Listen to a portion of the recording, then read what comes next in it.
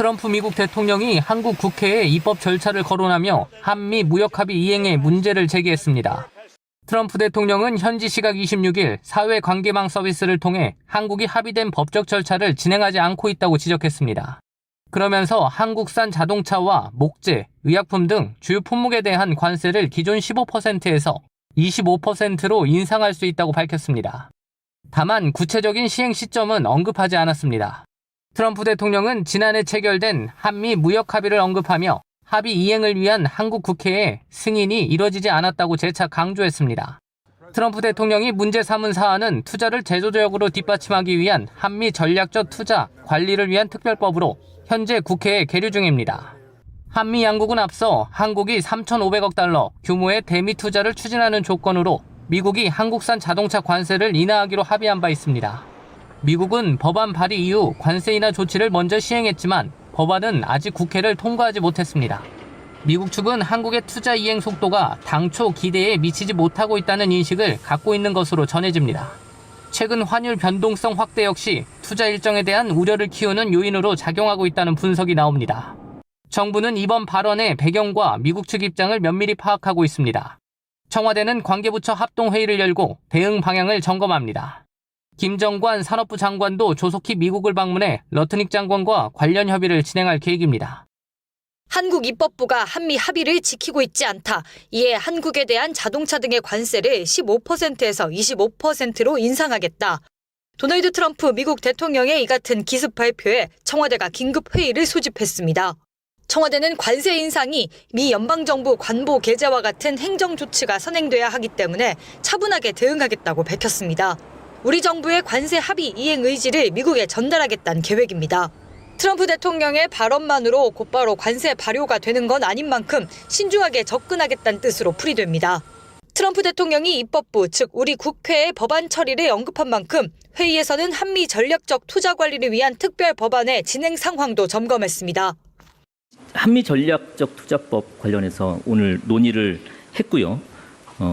국회에서 조속한 논의를 진행해달라고 당부했습니다. 김용범 정책실장과 위성락 안보실장 주재로 열린 이번 회의에는 청와대 주요 참모들을 비롯해 여한구 통상교섭 본부장과 이형일 재정경제부 1차관, 김진아 외교부 2차관 등이 참석했습니다. 전략경제협력 특사단으로 캐나다에 체류 중인 강훈식 비서실장과 김정관 산업통상부 장관도 유선으로 함께했습니다. 김 장관은 캐나다 일정이 종료되는 대로 미국을 방문하고 여한구 본부장도 방미길에 올라 제이미슨 그리어 미 무역대표부 대표와 협의를 진행할 계획이라고 청와대는 설명했습니다. 합동참모본부는 오늘 오후 3시 50분쯤 북한 평양 북방 일대에서 동해상으로 발사된 미상의 탄도미사일 여러 발을 포착했다고 밝혔습니다. 포착된 미사일은 약 350km를 비행했으며 정확한 재원은 한미가 정밀 분석 중에 있다고 합참은 전했습니다. 한미 정보당국은 발사 동향을 추적했고 미 일측과 관련 정보를 긴밀하게 공유했다고 밝혔습니다. 우리 군은 굳건한 한미 연합 방위 태세 하에 북한의 동향을 예의주시하면서 어떠한 도발에도 압도적으로 대응할 수 있는 능력과 태세를 유지하고 있다고 강조했습니다. 북한의 탄도미사일 발사는 지난 4일 이후 23일 만으로 올해 들어 두 번째입니다. 이재명 대통령은 최근 부동산 문제가 논란이 되고 있음을 언급하며 국무회의에 서두를 열었습니다. 경제구조 대전환을 통한 모두의 성장을 제대로 실현하려면 부동산에 비정상으로 집중된 우리 사회 자원 배분 왜곡을 반드시 바로잡아야 한다는 겁니다. 이 대통령은 비생산적인 부동산의 과도한 팽창은 필연적으로 거품을 키우고 성장 잠재력을 훼손할 뿐 아니라 국민 경제 전반에 심대한 타격을 더할 수 있다고 우려했습니다. 사회 구성원 간 신뢰를 해치고 공동체 안정까지 뒤흔들 수 있다는 진단입니다. 부동산 거품을 통제하지 못해 잃어버린 30년을 거듭하며 큰 혼란을 겪은 이웃나라의 뼈아픈 사례를 반면교사 삼아 굳은 의지를 바탕으로 실효적 정책을 안정적으로 추진해야 한다고 이 대통령은 밝혔습니다. 당장 눈앞의 고통과 저항이 두려워서 불공정과 비정상을 절대로 방치해서는 안 됩니다. 시장이 원하는 적극적인 대책도 동시에 추진해 나가야 되겠습니다. 이 대통령은 SNS를 통해 몇 차례 묻박은 오는 5월 9일 다주택자 양도소득세 중과 유예조치 종료에 대해서도 또다시 강조했습니다. 정책을 만드는 과정에선 치열하게 논쟁하더라도 정책을 결정하면 집행을 해야 예측 가능하고 합리적인 사회가 된다는 설명입니다. 이 대통령은 아울러 경제 상황이 조금씩 개선되는 가운데 자본시장 정상화에 발목을 잡는 불합리한 제도는 신속히 개선해 나가겠다고 밝혔습니다. 또 주식시장의 긍정적 흐름이 경제 체질의 구조적 변화로 이어지려면 성장의 기회와 과실이 국민 경제 전반으로 널리 확산돼야 한다고 힘주어 말했습니다. 무엇보다 중소벤처기업과 스타트업이 혁신을 선도하는 핵심 경제 주체로 거듭나야 한다며 상생 성장 기반 강화와 제도전 친화형 생태계 구축에 정책 역량을 집중해달라고 각 부처에 당부했습니다. 한국과 캐나다 정부 사이 군사정보 보호 협정이 국무회의를 통과했습니다. 지난해 10월 경주에서 열린 APEC 정상회의 때 이재명 대통령과 마크 카니 캐나다 총리가 합의한 데 따른 겁니다. 안보, 국방 등 상호 연계된 전략적 분야에서 양국의 협력을 심화해 나가겠다는 내용을 담은 안보, 국방 공동성명에 합의했습니다. 이 협정은 국회 비준 동의가 필요하지 않아 양국 정부 서명 등 행정 절차를 거쳐 발효될 전망입니다. 협정이 발효되면 양국 정부 사이에 상호 제공된 군사 국방 비밀 정보의 보호와 관리를 위한 제도적 기반이 마련됩니다. 국무회의에선 대통령령안 9건과 법률 공포안 7건도 심의 의결됐습니다. 관련 규정이 개정되면서 지방자치단체 소방공무원 정원이 66,799명으로 약 1,000명 늘어납니다. 한편 국무회의에선 정부의 설 민생안정대책도 보고됐습니다. 특히 생활물가 중에서 먹거리 가격이 높아서 부담이 되기 때문에 이 부분은 중점 관리하도록 하겠습니다. 배추와 무, 고등어 등 16대 설 성수품을 역대 가장 많은 27만 톤 공급합니다. 정부 할인 지원도 역대 최대 규모인 910억 원을 들여 성수품을 최대 50% 할인 지원할 계획입니다. 소상공인과 중소기업 설 명절 자금도 39조 3천만 원 신규 공급할 예정입니다. 국세청이 생활물가 상승을 부추기며 서민 부담을 가중시킨 이른바 생필품 폭리 탈세자에 대해 3차 세무조사를 실시합니다. 이번 조사는 앞서 생활물가 밀접업종과 시장 교란행위 조사에 이은 것으로 기저귀와 안경, 달걀 등 생필품 판매 업체들의 가격 인상 행태에 초점이 맞춰졌습니다. 조사 대상은 모두 17개 업체로 가격 담합 등으로 시장을 장악한 독과점 기업 5곳과 원가를 부풀린 생필품 제조 유통업체 6곳, 유통질서를 어지럽힌 먹거리 유통업체 6곳입니다.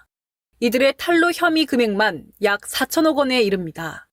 독과점 기업들은 담합으로 매입 단가를 인위적으로 부풀려 가격을 올리고 담합으로 얻은 이익은 위장 계열사로부터 거짓 세금 계산서를 받아 챙긴 것으로 조사됐습니다. 과점적 지위를 가진 다른 업체는 제품 고급화라는 그럴듯한 말로 포장하여 해외 주요국보다 수십 % 비싸게 국내 소비자들에게 판매하였습니다. 생필품 제조 유통업체들은 원가 상승을 이유로 가격을 올렸지만 실제로는 실체 없는 특수관계 법인을 끼워 넣거나 허위 용역 거래로 원가를 부풀린 것으로 드러났습니다. 이 과정에서 법인 자금으로 사주 자녀에게 고급 아파트를 무상 제공하거나 골프장 등에 쓰는 등 사치성 지출을 한 사례도 적발됐습니다. 먹거리 유통업체들은 복잡한 거래 구조를 만들어 이익을 빼돌리며 가격을 올린 것으로 확인됐습니다.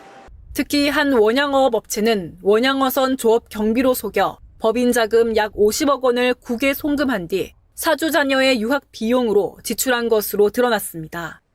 또 다른 수산물 유통업체는 특수관계 법인들을 유통 과정에 줄줄이 끼워넣어 유통 단계마다 이익을 챙기며 유통비용 상승을 유발하였습니다. 국세청은 이번 조사를 통해 세금 탈루 업체에 대한 강도 높은 검증과 함께 범칙 행위가 확인될 경우 형사 처벌까지 이뤄질 수 있도록 엄정 대응할 것이라고 강조했습니다. 개인정보보호위원회는 개인정보를 대량으로 보유한 123개 공공시스템을 집중 관리 시스템으로 관리하고 있습니다. 하지만 감사원 감사 결과 이 시스템들이 외부 해킹에 취약한 것으로 나타났습니다. 감사원에 따르면 2021년부터 2024년까지 공공부문 개인정보 유출은 95.5%가 외부 해킹에 의해 발생했고 내부 직원의 고의적인 유출은 0.1%에 불과했습니다. 그런데 개인정보위는 2022년에 공공부문 개인정보 유출 방지 대책을 수립하면서 내부 통제만 강화하고 외부 해킹에 대비한 대책은 없었다고 감사원은 지적했습니다. 감사원이 직접 모의 해킹을 해본 결과 보안 취약점도 확인됐습니다. 개인정보 보유량이 많은 7개 시스템을 선정해 공공부문에 근무하는 화이트 해커 11명이 모의 해킹을 했는데 모두 개인정보 탈취가 가능했습니다. 한 시스템은 1000만 명의 회원 정보를 20분 만에 탈취할 수 있었습니다. 감사원은 개인정보위에 공공시스템 운영기관이 외부 해킹에 대비한 보안 취약점 분석 평가를 전문기관을 통해 매년 실시하는 등 안전조치 강화 방안을 마련하라고 통보했습니다. 아울러 보안 취약점이 발견된 7개 공공시스템에 대해선 감사기간 중 시정을 완료했다고 밝혔습니다. 감사 대상 7개 공공시스템 모두에서 외부 해킹으로 개인정보 유출이 우려되고 감사원은 이와 함께 개인정보위에 개인정보가 유출되더라도 스팸 보이스피싱 등 범죄에 활용되지 않도록 휴대전화 번호 암호화 등 개선 방안을 마련할 것을 주문했습니다. 또 다크웹에서 불법 유통되는 개인정보를 국민이 직접 확인하는 털린 내정보 찾기 서비스의 품질을 제고할 것도 통보했습니다. 평범해 보이는 한 사무실.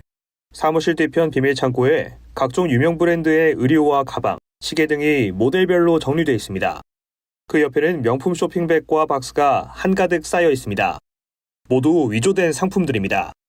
인천본부세관이 위조 명품을 국내로 유통한 온라인 쇼핑몰 운영 조직을 검거했습니다. 이들이 3년간 유통한 위조 명품은 정품 시가로 1,200억 원에 달합니다. 세관당국이 압수한 위조 명품입니다. 세관당국은 쇼핑몰 운영 조직이 위조 명품을 팔아 취득한 고급 아파트와 스포츠카 등 시가 80억 원 상당의 범죄 수익을 추징 보전했고 또 5억 원 상당의 가상자산이 담긴 하드월렛도 압수했습니다. 수사 과정에선 조직적 위조 명품 판매 정황도 드러났습니다. 정상적인 일반 기업 형태와 유사하게 무역, 회계, 마케팅, 고객 지원 등 역할을 분담한 조직을 체계적으로 구성하고 15명 이상의 직원을 고용해 운영해 온 것으로 드러났습니다. 세관당국은 범죄 수익 165억 원을 타인 명의 계좌로 은닉, 세탁한 총책 A씨를 관세법과 상표법 등 위반 혐의로 구속 송치했습니다. 관련자 3명은 공모 혐의로 불구속 송치했습니다.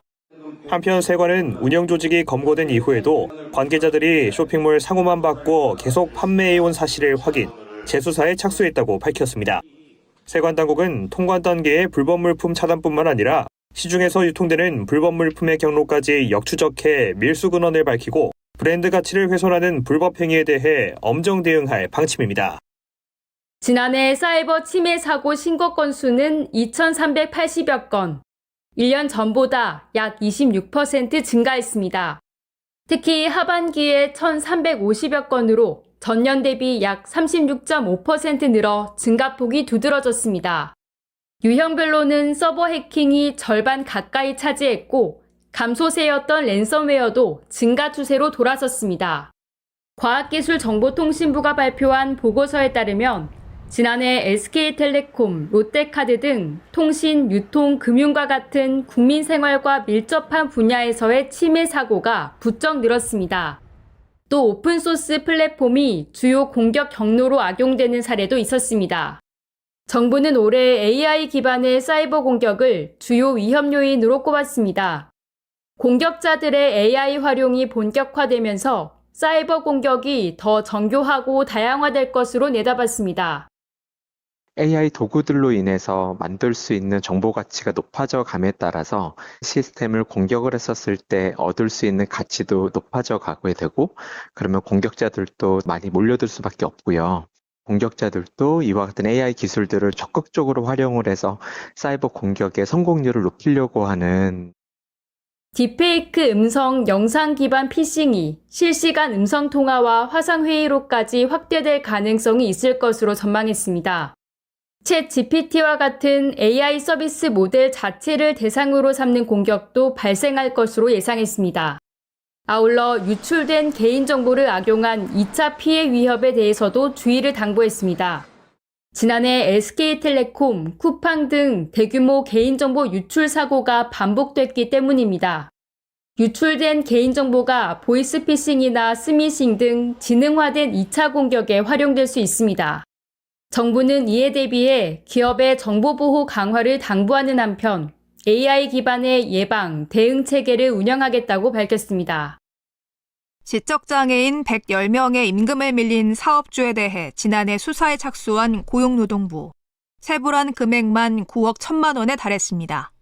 노동부는 금융계좌를 압수수색해 사업주의 자금 여력을 확인하고 곧바로 그를 구속했습니다.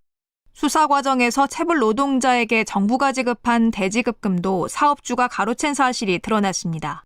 출석 요구에 지속적으로 불응하다 거주지에서 체포된 사업주도 있었습니다. 일용 노동자에게 지급하지 않은 잔여임금 5만 원 때문이었습니다. 상습 체불 사업주에 대한 정부의 적극적인 수사 의지를 엿볼 수 있는 대목입니다. 임금 체불은 단순한 금전 문제가 아니라 노동자와 그 가족의 삶을 위협하는 임금 절도이며 중범죄입니다. 지난해 노동부는 임금 체불과 관련해 1,350건의 강제 수사를 실시했습니다. 사업주의 위치 추적과 체불 혐의 입증을 위해 복수의 영장이 활용되기도 했습니다. 영장 유형 가운데 체포영장 집행이 644건으로 가장 많았고 통신영장이 548건으로 뒤를 이었습니다. 압수수색 검증영장과 구속영장은 각각 144건, 14건 집행됐습니다. 특히 지난해 압수수색 집행은 전년 대비 30% 늘었습니다. 노동부는 앞으로도 적극적인 강제수사 방침 아래 체불 사업주의 사례를 지속적으로 공개할 방침입니다. 좁은 골목 사이로 한 평짜리 방들이 빼곡히 들어서 있습니다. 천장이 내려앉을 정도로 노후된 공간에 바깥의 냉기가 그대로 파고듭니다. 나이 먹은 사람께 추워 더 딴 방법은 없어요. 맨날 그냥 추우면 춥다고 좀 이불 속에 좀 들어갔다가 나왔다 하지 뭐. 전기료 부담에 전기장판은 버틸 수 없을 때 꺼내는 최후의 수단입니다. 아주 출 때만 이제 혹시나 불 갈고 하면 방이 식으면 그때나 틀고 그러지. 언제까지 이어질지 모르는 강추위에 쪽방촌 주민들의 근심은 더 깊어지고 있습니다. 이곳에서 겨울을 나는 건 추위를 피하는 게 아니라 버티는 일에 더 가깝습니다. 날이 갈수록 깊어지는 추위에 일부는 몸을 녹일 곳을 찾아 발걸음을 옮깁니다. 문을 열고 들어서자 차가운 공기 대신 온기가 느껴집니다. 간단한 식사와 휴식 공간까지 한파 속에서 몸을 녹일 수 있는 최소한의 안전망입니다. 밥도 해결되고 잠자리도 해결되고 이 선생님들이 돌아다니면서 명함도 주시고 춥고 어려운데 들어와서 생활하라고. 한파 쉼터로 지정된 곳이기 때문에 인근 주민들도 함께 이용이 가능합니다. 여기는 그 노숙인뿐만 아니라 일시적으로 어려울 때도 이용할 수 있는 한파 쉼터나 응급구호 쉼터로도 운영이 되고 있기 때문에 그런 경우에는 지자체나 아니면 이제 그런 관공서의 도움을 받아서 저희 쪽으로 오셔도 좋을 것 같습니다. 정부도 한파 대응을 강화하고 있습니다. 행정안전부는 노숙인과 이동 노동자를 위한 한파 쉼터 운영 실태를 점검했습니다. 응급 상황에 빠르게 대응할 수 있도록 보건소 등 의료기관과 연계체계도 살펴나갈 계획입니다. 지속되는 강추위로 올겨울 누적 한랭 질환자는 전년 같은 기간보다 12% 늘었습니다. 문제는 쪽방촌 거주자나 노숙인 대부분이 노령층으로 한랭 질환에 특히 취약하다는 겁니다. 겨울을 버텨내야 하는 이들에게 한파는 생존의 문제입니다. 이재명 대통령이 이해찬 전 국무총리의 빈소가 마련된 서울대병원 장례식장을 찾아 조문했습니다. 이 대통령은 고인에게 국민훈장, 무궁화장을 추서했습니다. 무궁화장은 5등급으로 나뉘는 국민훈장 가운데 가장 높은 등급의 훈장으로 국가발전기여 공적이 뚜렷한 사람에게 수여됩니다. 정부는 중국이 서해 구조물을 일부 이동 중이라고 밝힌 것과 관련해 한중 관계에 도움이 되는 변화라고 강조했습니다. 외교부는 한중 잠정 조치 수용 내 일방적인 구조물 설치에 대해 반대한다는 입장 아래 중국과 협의를 이어왔다며 이번 조치는 의미 있는 진전으로 평가하고 있다고 말했습니다. 앞서 중국 외교부는 정례 브리핑에서 중국 기업이 잠정 조치 수용 내 설치된 관리 플랫폼을 이동하고 있다고 밝혔습니다.